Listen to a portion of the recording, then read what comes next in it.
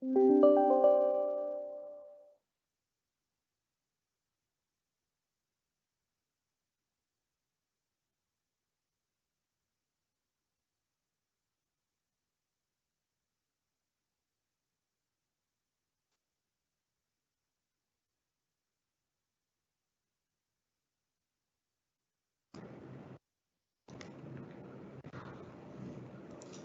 everyone. We are expecting few more participants to join. We'll start the session in 1 minute. Thank you.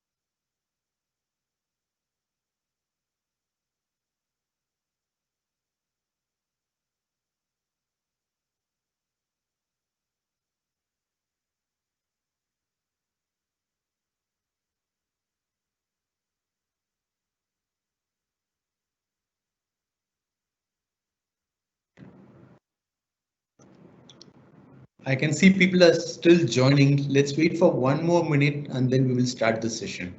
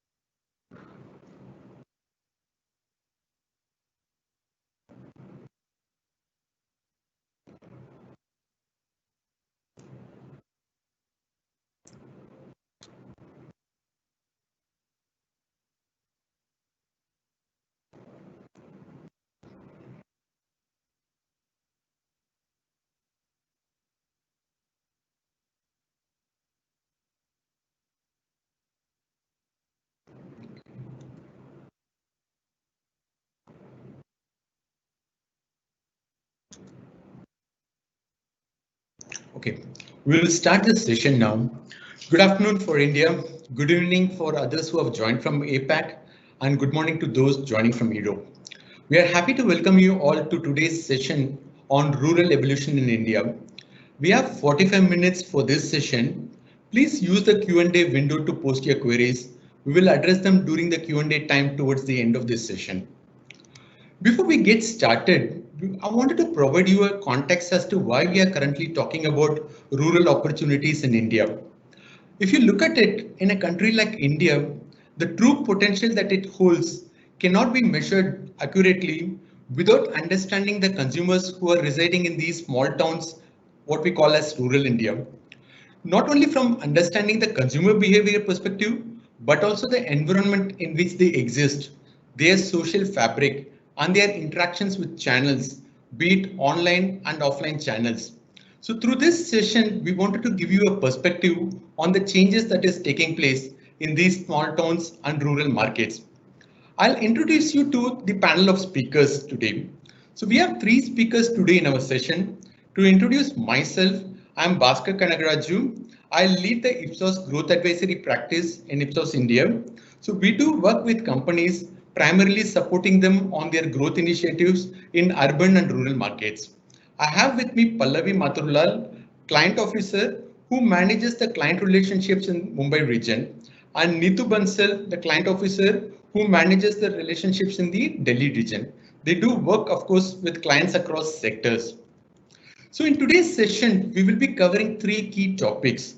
Bharat, what we call it as India beyond urban, what potential it holds, the consumer truths which has been leading to this growing potential. We will finally sum it up with some key learnings and things to keep in mind as we aim to explore rural as our growth pillar and also what redesigning needs to be done in terms of the plans to tap this opportunity in the rural market. So why rural is more critical at this point of time? I mean, especially with the urban market slowing down, many brands across sectors, they are currently focusing on rural market as a key pillar of growth in this year. In fact, many of you must be already conducting market studies in rural market. Having said that, are we really looking at opportunity clearly or rural markets really researched in depth to understand their unique needs? Many a times we have this bias stating that, okay, rural consumers, how do they behave? What is their aspiration? What is their affordability? What is the pack size will they buy? What are the consideration factors and so on and so forth? So here we have to talk about that. Ipsos as a company, we have been doing rural research for a long time now. I mean, we do have experts across various teams who have conducted research across various themes, be it social development, public opinion, rural marketing, communication, and so on.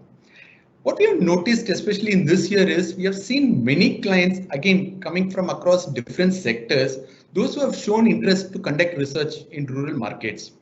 We thought it will be a good idea to share some of our learnings with you all. There are also some best practices for conducting research in rural areas in terms of accessing these people and also getting the right insights. So we'll start with giving you an understanding in terms of the construct of this rural market. I mean, there are many definitions that are being used by various industries and by various reports.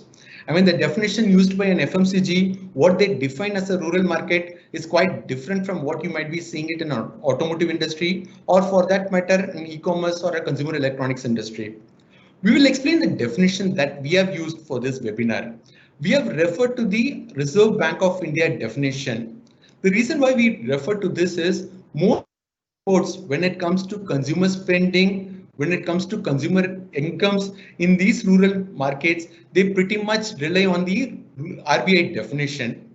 So we also refer to that when it comes to talking about the rural market in today's session. So how does RBI define this? They have broken down into two structures. One, they call it as a semi-urban, wherein a population of 10,000 to 100,000, they call it as semi-urban markets. And below that is the villages, which are basically under 10,000 population. And this, they have done it based on the census 2011. That's the last updated census data, which was done in India. So if you look at it from a construct of the market, rural market, we are talking about close to 0.65 million villages and around 4,000 semi-urban centers in India. This clearly shows the complexity in terms of effectively reaching to these many customers who are residing in semi-urban and rural villages. We also wanted to give you a perspective or a sense in terms of how big is the business potential which is residing in these rural markets. What we did is we derived the total opportunity based on the per capita rural consumer expenditure, which was published by the government in 2018. So using that, we estimated the opportunity. So our estimate is we are talking about close to $200 billion opportunity, which is the consumer spending or consumer expenditure across categories in rural India. To just give you a relative comparison, what does this $200 billion opportunity look like? I mean, if you are looking at within the region, neighboring markets, be it Pakistan or Bangladesh, we are talking about close to 70% of their economy size, which is purely consumed by the rural market in India. It is clearly a large growing opportunity for any brand that is currently operating in India. Like I mentioned some time back, rural market has always been a key driving force to the growth story of many sectors. I mean, be it automotive, FMCG, telecom, smartphone, wherein a significant proportion of their business has been contributed by these rural markets.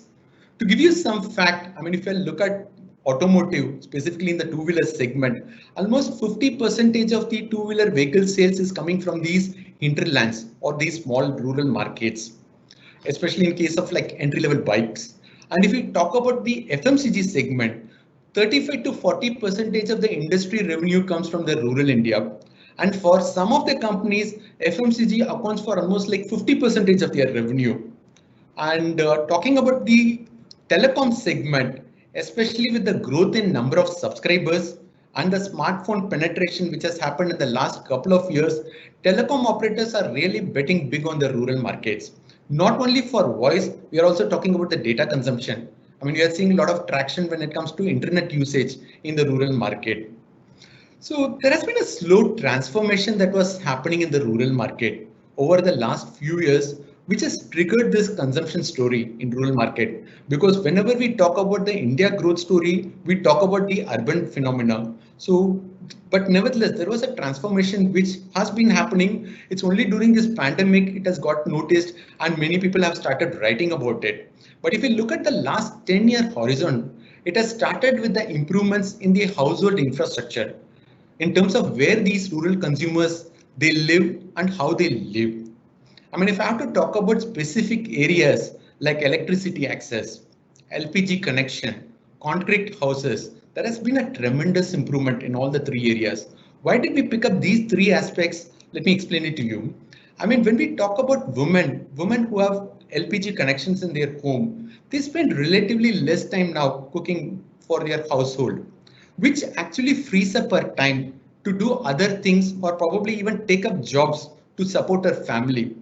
And electricity access, as we are talking about it, almost 80% of the households are connected to electricity now. I mean, it may not be 24/7, but still they do have some form of electricity through which they'll be able to connect their consumer durables or consumer electronics, which has really pushed the adoption. If you look at it, one from accessing or rather buying these products. Second thing is it has improved their living standards as well. I mean, besides looking at the basic needs of electricity, cooking, concrete houses, there has been a growing aspiration for people to improve their living standards. That's where we started seeing these consumer electronics, consumer durables, televisions adoptions, which has taken a real steep growth in the last few years. I mean, I'll give you an example of television. Television is no more a luxury in rural household. I mean, 10 years back, if we look at it, television penetration was probably around 10% or maybe 15%. Now in 2019, we are talking almost 60% of the households have television. What it means, I mean, they are privy to the same information, they are privy to the same communication, what you and me, we are looking at it in urban India. And this number has, like I said, almost phenomenal growth in the last decade. Same thing, we can talk about it from a two-wheeler penetration. Almost every 1 in 3 household in rural India, now they either have a scooter or they have a bike. And this two-wheeler penetration, again, a decade back, it was around 11%. We are talking about close to 35%. In 10 years, almost threefold it has grown by. And this trend, if you look at it, it is going to grow only stronger in the coming years. Of course, the prime reason is there has been a growth in the overall household income. Along with that, what has also happened is ease in availability of credit. I mean, there are a lot of these commercial rural banks which have started giving credit for non-agricultural purpose as well. So people don't mind taking a credit and buying these products for their households. So besides growth in income and improvement in living standards, what has really happened in the last few years which has transformed this market? There are three key factors which has made a difference. One is the digital access. Then we are talking about this transition, slow transition, which is happening from farm-based income to non-farm-based income. The third piece is, of course, the education and the skill development. Well, let's start with the digital, because digital has been a catalyst to the rural transformation. As we are talking today, we have around like 220 million active internet users in India. I mean, in fact, rural has surpassed the number of internet users compared to urban India in this year. We have 10% more internet users in rural India compared to urban. And the interesting point is almost 95% of them, they access this internet through mobile because the laptop or computer penetration is relatively low. So they do buy online, they access entertainment online, they get information, everything online like an urban consumers. So what does it mean? Again, this has created an ecosystem for companies to directly connect with these rural customers, which otherwise would have taken decades to establish a network and to effectively reach these customers, which was the case during the brick and mortar era. I mean, I'll just give you an example. I mean, if you look at the digital wallet players, which has started in the beginning of this decade, some of them they have reached to almost like 0.3 million villages. They are saying that, okay, you know what, they have customers, almost 50% of the rural villages they have already been able to reach.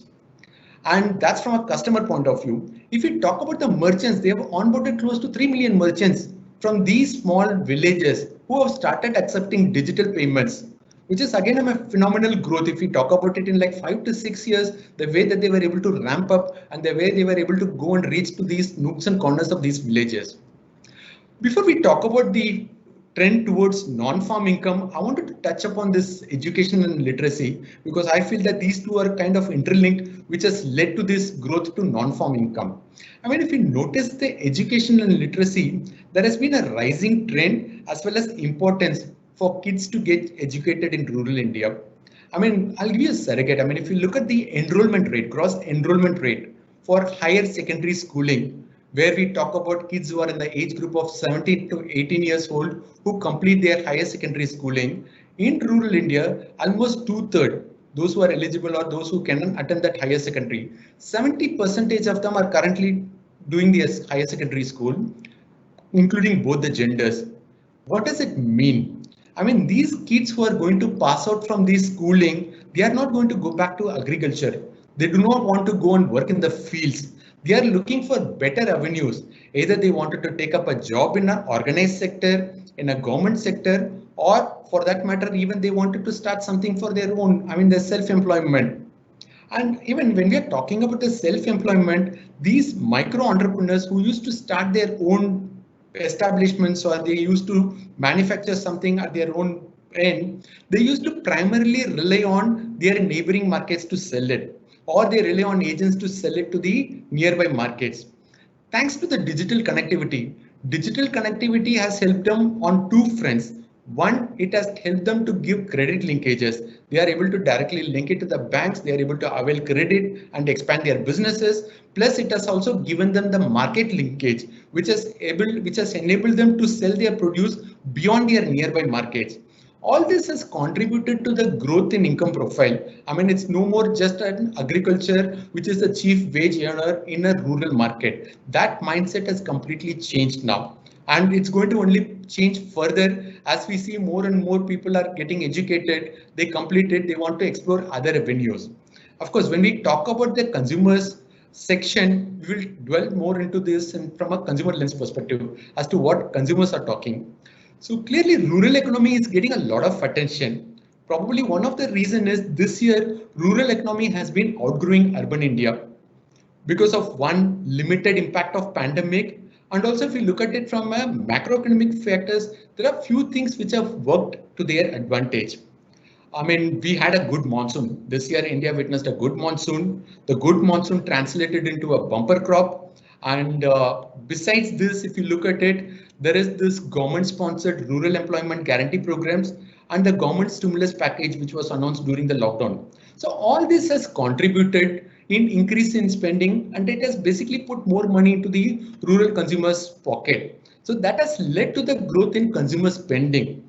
I mean, if you notice the sale of two-wheelers and even tractors for that matter in this year, we can clearly see that there is a sign that rural economy is more resilient and they are recovering faster. And government is again talking about increasing the stimulus to keep the rural economy growing. With that in context, we feel that the market is going to remain upbeat. So, but there is a long way to go. This is just a beginning when we are talking about this rural market transformation. And there are companies and marketers who are still skeptical, thinking that, okay, you know what, whether this momentum is something which is sustainable, whether this is something which can sustain over a period of time, or post the COVID, it is going to go back to the normalcy. All that I would say is, even if the market is going to slow down, it is not going to grow at the same pace.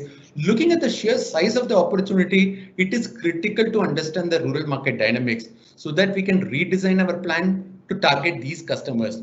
On that note, I would request my colleague Pallavi to take you through the next section on key consumer truths. Thank you, Bhaskar. Hello, everyone. With this great context setting that Bhaskar has just done on how the macro picture is changing for rural, let's get into some broad learnings that we want to share with you about rural consumers and how they have been evolving. We are cognizant that some of you may have done a lot of rural research, while others may be doing it intermittently, or some of you might be just getting into it.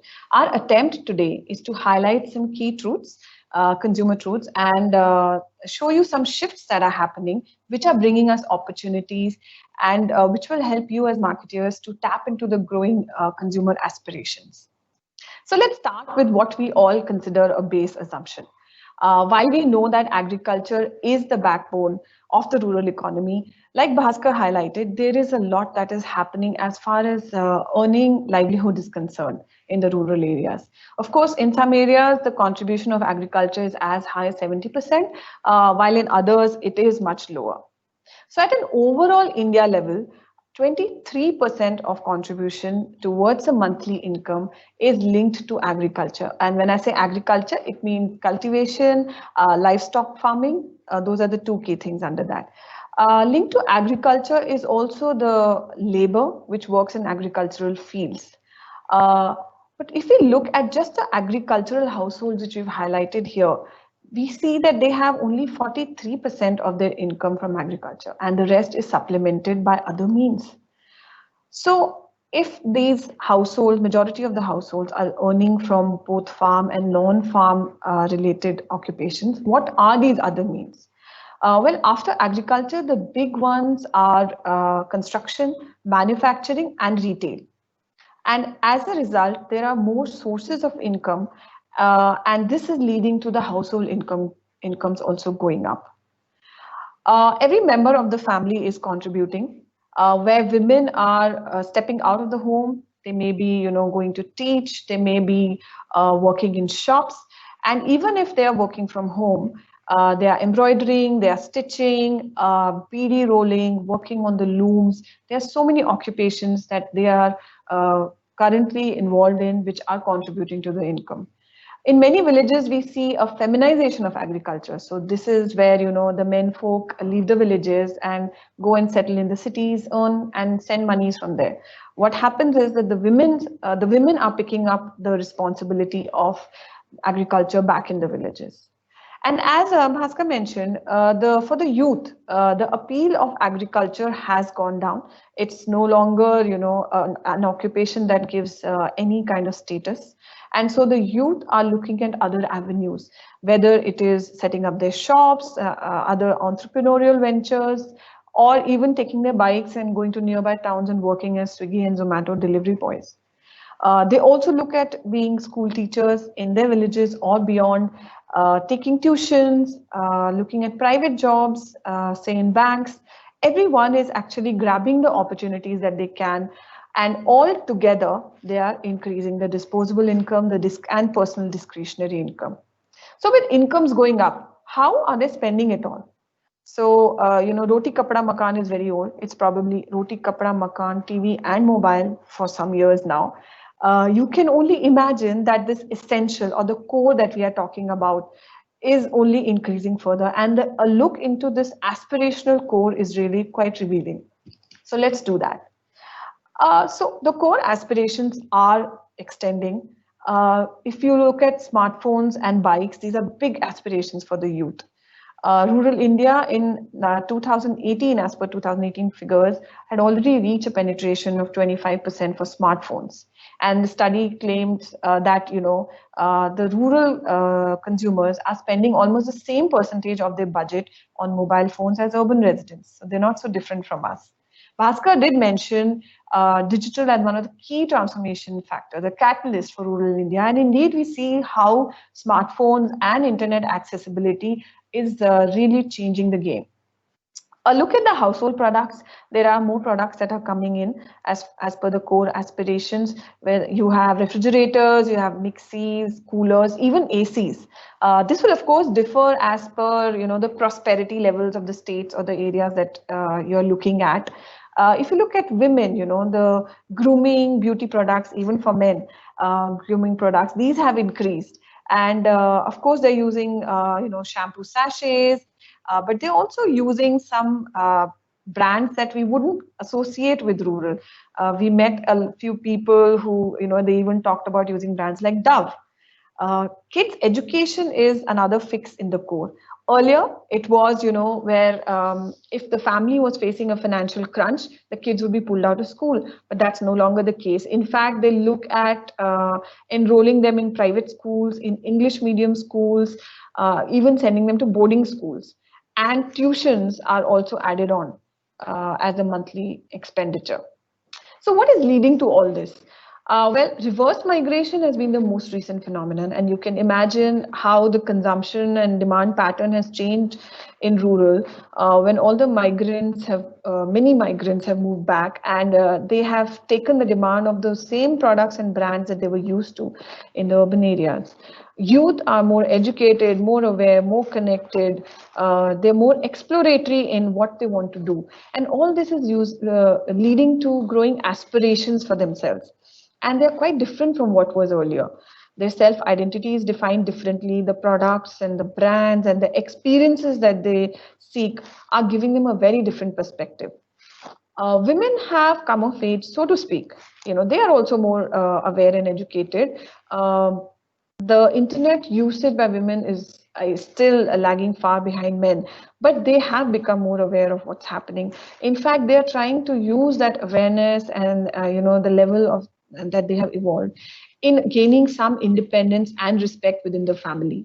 So they are having more of a say in the different products and brands that are coming into the household and personal care grooming, like I said, for their convenience and for their kids, definitely. So all of this is expanding their core as well. So with the rising importance and the place of youth and women in the household, what about the collective authority and the conventional decision making in rural India?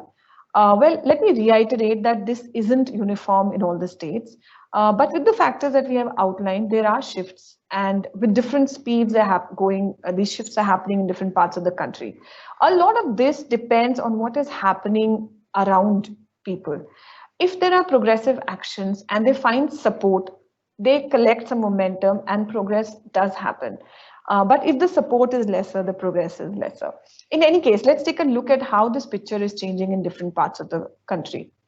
Increasingly, the decision-making power is lying with the main owner of the household, who is not usually the agricultural, the person who's looking after agriculture, except in states like Punjab, where that's a mainstay. So these men are moving to cities, they're taking up different jobs, they're earning a lot more. And with that, they earn the respect and people believe that since they are more educated, they have a better outlook and they'll be able to make better decisions for the whole family, more pragmatic decisions, in fact. And you also see that these people involve the elders as much as possible. They take an effort not to rub them the wrong way, not to challenge their authority openly, and take them along with their decisions. Occasionally, this is about circumventing the elders' diktats. And we have a quote later on where you'll hear straight from one of the consumers. So as long as it's seen beneficial to everyone, and as long as it's not really going against the authority or challenging it, it is all okay. So if the decision making is changing, how is this impacting household purchases? Is the definition of value also changing? Now, value is always a tricky one. Many brands have been selling what they make for urban markets in rural markets, in small sachets at lower price points. But is this really the way to grab the rural consumers' loyalties or to change their minds away from what they have been using for many years? In urban areas, we see that there is a value in packaged goods, and some of this is reflected in rural also. They are better quality, they are cleaner products if they are packaged. But rural markets have essentially and always been about communicating the product benefits clearly and as simply as possible. We need to start from here to understand how the value is measured. Contrary to what we believe, the rural consumer is discerning. They don't just go after the smallest price point. The women are more actively involved in decision making, and especially in the kitchen and the durables. and the durability of the product or its performance is of utmost importance to the rural consumers. So they're not just falling for brands, but yes, their aspirations are increasing and they are looking at all the new products and brands that are coming closer and closer to them, and they would like to try those, of course. So on the value dimensions, we are looking at these shifts moving to packaged. No longer are they buying 5 rupees ki khuli chai, which is loose tea, but they may ask for the sachet for the same amount. These indicate that the purchase is not just about sasta. Local brands also have very high usage in the rural areas, and people implicitly trust these brands. They're very popular because they have been around for a long time and they know that they can rely on them. Let me tell you a story. Stories convey so much, and this story has a beyond sasta message. So there's this woman in a village, and she uses the brown soap bar to wash her clothes, and she's quite happy with what she's using. She thinks it cleans well, and she's aware of the what she calls the blue bar. And she knows that the claim is around faster cleaning, better cleaning, or brighter cleaning. But to her, it also translates to harsher cleaning. And what she feels is that this bar will, the life of her clothes will be reduced if she uses this bar. And obviously, her interest is in prolonging the life of her clothes. So she opts for the gentler brown bar.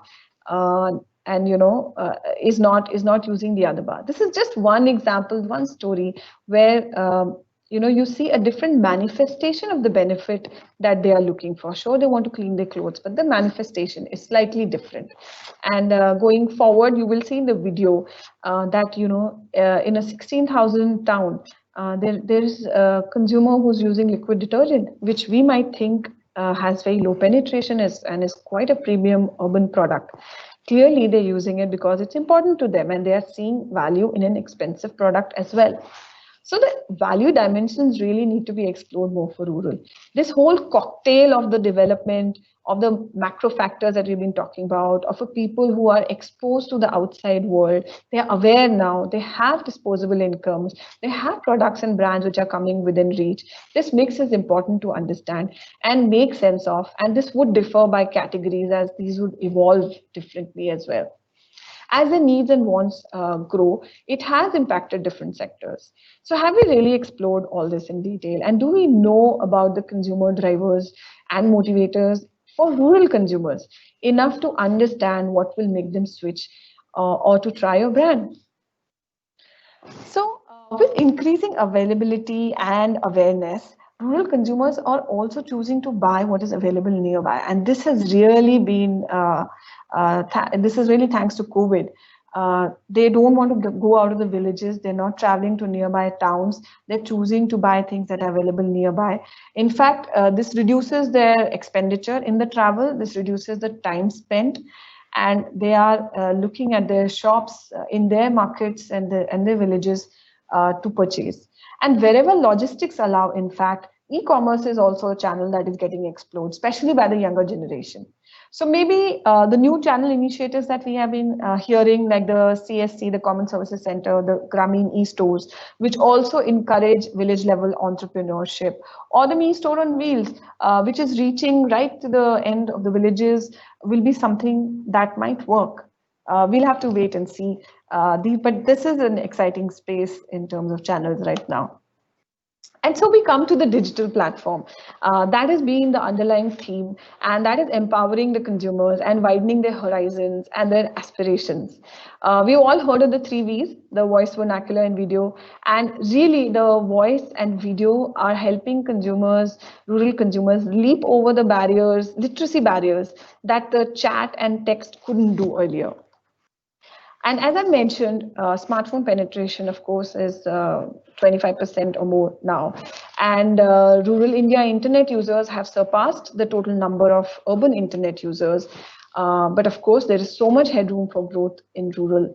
The latest additions to the internet accessibility have been the lower income towns across urban and rural. And just to take an example, 2 of the fastest growing states as far as internet accessibility goes last year were Jharkhand and Bihar. So there is a lot of movement that is happening here, and there's so much change that is coming because of that. Apart from entertainment time, which is the largest, time spent on social media is also very high in rural India. In fact, if you and I thought that English is a cool language because you can type Hindi in English, we've heard of many more. In fact, from a small village in Kerala, we've heard of Manglish also, which is Malayalam and English. And I'm conversing with you in English, but all of us, we feel a lot more relaxed as far as social conversations go in vernacular. If you're joking or chatting, you might slip into your vernacular and find that more comfortable. We know this, and the explosion in the vernacular content and channels is also telling us this. This is only going to grow, and this really shows a comfort and a confidence of the rural consumers. You can talk about it as a pride in Desi because they're not shying away from it. And this is really important for marketers to note for their communications. We are not saying that English is not sought after, but English is more around education and work and status related to work. But everything else is literally coming under the vernacular blanket, so to speak. And if you look at it, the pride in Desi for rural is quite a parallel that we are seeing in the urban areas, which is pride in India, vocal for local. So it's kind of a change that is happening at both levels. What we like to do now is we have put together a video from our glimpses around India, and we have some quotes from consumers, and we're going to play that for you. You'll see some contrasting pictures, and you'll hear straight from the consumers, and I hope you enjoy it.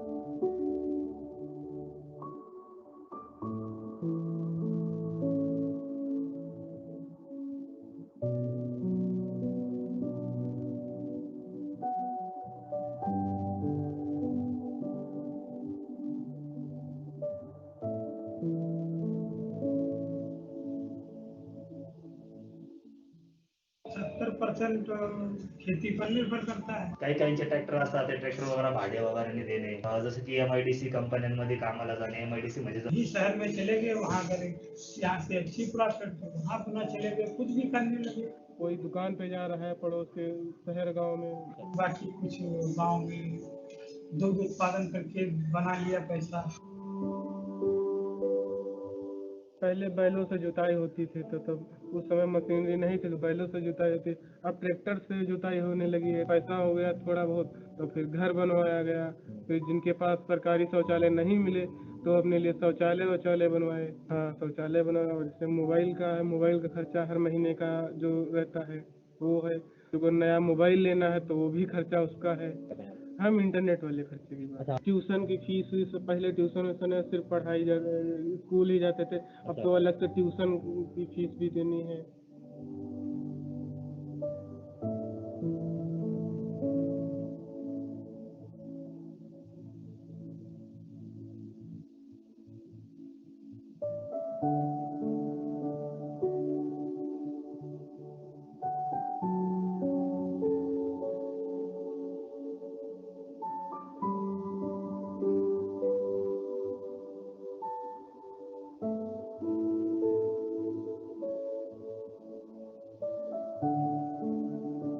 पहले जो बुजुर्ग कह देते थे वही होता था, घर के मुखिया माने जाते थे. लेकिन अब बदलाव आ चुका है. जो युवा पीढ़ी है वो पढ़ी लिखी है, वो ज्यादा इनोवेशन टाइप का कुछ कर सकती है. इसलिए फैसला जो सही होगा तो सलाम सुविधा होता है. किसी लड़का बाहर कमाने चला गया, वो पैसा कमा रहा है, घर की स्थिति सुधार रहा है, घर की आर्थिक स्थिति योगदान दे रहा है, भाई उसका कहना तो मानना होता है. पर मेरे मौसी का एक लड़का ऑर्डर किया था, तो उसका जो अपनी वाइफ के लिए सामान मंगाता था, तो सब सामान मेरे यहाँ आ जाता था. फिर उसकी वाइफ आती थी, हस्बैंड के मम्मी पापा को तकलीफ होती थी कि ऐसा ऐसा मंगा रहा है, हाँ तो उनको शांति रहती थोड़ा कि हाँ कुछ नहीं करता है।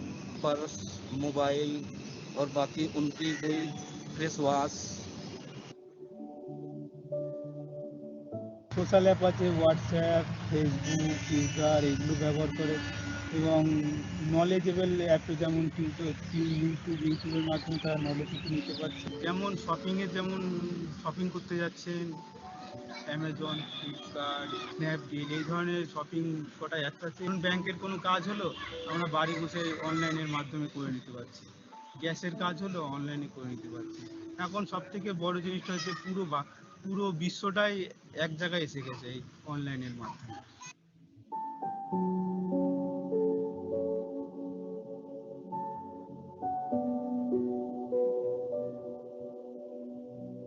आत्ताची पिढी जी आहे ती शहराकडे आकर्षक होती की 10वी 12वी किंवा 12वी जरी झालं तर आपला आता व्यवसायासाठी किंवा आपल्याला काय करायचं असेल तर आपल्याला मुंबईला जायला पाहिजे, तर हा दृष्टिकोन बदलला पाहिजे. आपण गावात ठिकाणी राहून ते करू शकतो. सेलिंग कुठे करणार हा मोठा प्रश्न पडतो. सेलिंग डायरेक्ट सेलिंग हा आता पर्याय जर असेल आणि जर सरकारने जर त्याच्यावर अंमलबजावणी केली तर शेती व्यवसाय करून गावाकडची तरुण करणं सगळं तिथून पुढे जाऊ शकतो.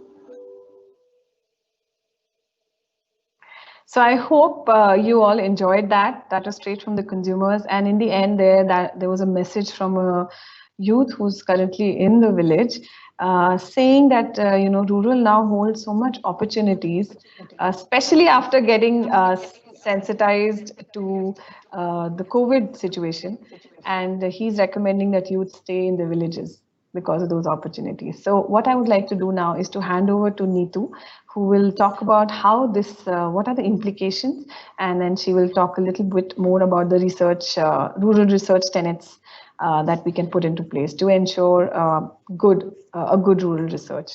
Thank you. Thank you, Pallavi. I'll now like to talk about what does it all really mean for the marketers. Well, it all boils down to one thing, and that is to have a rural first thinking. What do we mean by rural first thinking? Something like Pallavi talked about. It isn't about using the same products in a smaller SKU or bringing out a cheaper version. What do we really need to do at times? We'll need to make for them.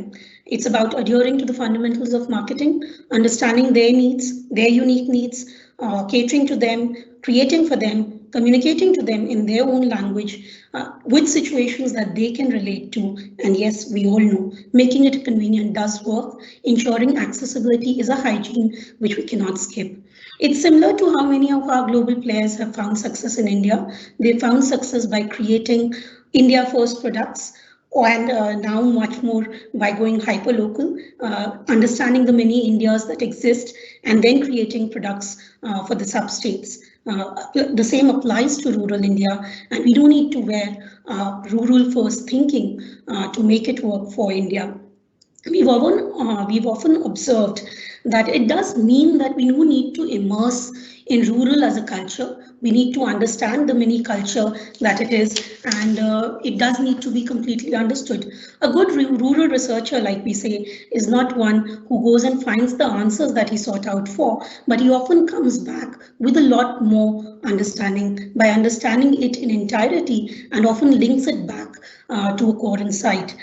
So that's why we do say that you need to understand it as a culture in itself. Which brings me to my next point on what are the tenets that we need to keep in mind when we design for rural. It's important to have that understanding for rural, and therefore when we're designing for rural, there are some things that we do keep in mind. We'll share about them. The key ones being the 3 C's: context, community, culture, and caste. I'll talk about each one of these in a bit more detail. Let me start with context first. When we talk about context, one of the unique things about rural research is that the rural consumer looks at rural research, or when the rural interviewer enters the villages with a lot of curiosity. For them, it could be about a government survey, it could be an NGO surveying something, it could be about a bank, it could be about a camp which is being organized, and therefore when they see an outsider in their village, they are curious on what will I get from them, or what is it that they are here for, or what is it they will take from me away. So that is why it's paramount to start with setting the context and clarifying to them. When we do that in detail, they do open up much more easily. What they also do is they might give you a lot more tenets which you might not have expected, and they will bring their own unique perspectives to you in research, which is where a rural researcher does need to create avenues to capture that spontaneous, unspoken feedback which the villager may bring to him, which we may not have thought of at the start, and we do need to create and cater to those. The second one being community.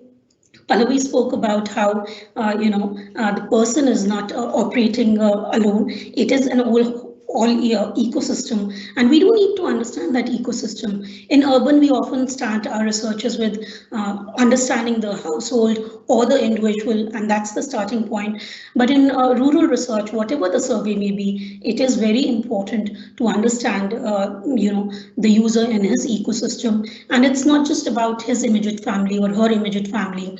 We do need to start with him, his household, what are the possessions that they have, who in the family is calling the shots, how are the dynamics working between them. But often it also evolves to what is the ecosystem in the village like, who are the key opinion leaders, how are they influencing their thoughts. Those are the things that we do need to keep in mind.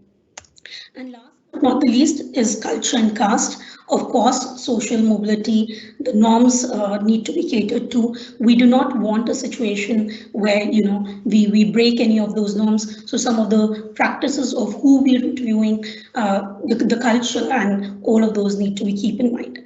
That brings me to the next point, which is a careful selection of research locations. When we're selecting research locations for rural, we do need to keep a few things in mind, and the three important ones being states, proximity to highway, and media dark. When I talk about states, there is a clear disparity on the means of income, on the prosperity levels of different states. So when we're choosing the states, we do keep different lenses for selection in mind. Proximity to highway is a big one, which plays a clear role. We've often seen in our researches that when you choose villages which are very close to the city, there is a higher level of awareness, a higher evolution, and that does influence their choices, their awareness levels. Same goes for media dark and accessible. Bhaskar talked about the TV penetration levels, and yes, it is on the rise, but it is not uniform. And especially when we're taking a pan-India research or going deep down inside India, that is another thing which does play a key role. The awareness level of consumers does vary a lot by whether there is access or not access to media in that village. Which brings me to the research execution point, which we do need to keep in mind. These are things we do keep in mind, like who and when to interview. When it's about the females, you will not interview them in the marketplace. You will often do it at their home. The timings play a crucial role. We don't do quick researches, overnight. Those tenets of urban don't apply there. 8 to 4 p.m. is the timing when research is conducted. Post that, people will not entertain. It's time for the people to come back home. We often rely on the support of a local who helps us introduce and can break the barriers. The people open up easily when we have a support of a local. And also it's a simple one, but like for kids research, even in rural research, the idea is to keep it very, very simple. Keep the instruments simple, keep the questionnaires simple, the stimuli has to be simple and more visual, the scales, the stimuli, the show cards, all of that need to be simplified for rural research. We do have the operational access to get into rural research. It does require a network. We have the operational infrastructure there, whether we talk about the databases of the key opinion leaders or the health workers who can help us introduce to the villagers, or the operational infrastructure to reach out. Let me give you an example. In the last 2 years, and even in this year, we've conducted 100 plus rural studies. We've conducted in 2019-2020, put together more than 0.4 million quant interviews. We've met more than 2,000 plus consumers one-on-one in qualitative interactions. And yes, we have the operational infrastructure when it comes to conducting rural research for you. I hope we could give you a glimpse of the consumer truths here. And now I would request Bhaskar to take on the Q&A. We'll be happy to take any questions that you have. If I may jump in, Bhaskar, sorry, I think we have already overshot our time. So what we will do, I would like to thank everyone who made the time to attend this webinar. There are a whole lot of you here, and we are very happy that you are attending. This is our last client event for the year, and I'd like to wish all of you happy holidays, Merry Christmas. And what we will do with the questions, there are some questions in the window. We will come back to you on email and try and answer all your questions. So you will also receive a recording of this webinar as well. So thank you, everyone. Thanks for attending. Sorry to have overshot a few minutes, and happy holidays. Thanks, everyone. Thank you very much.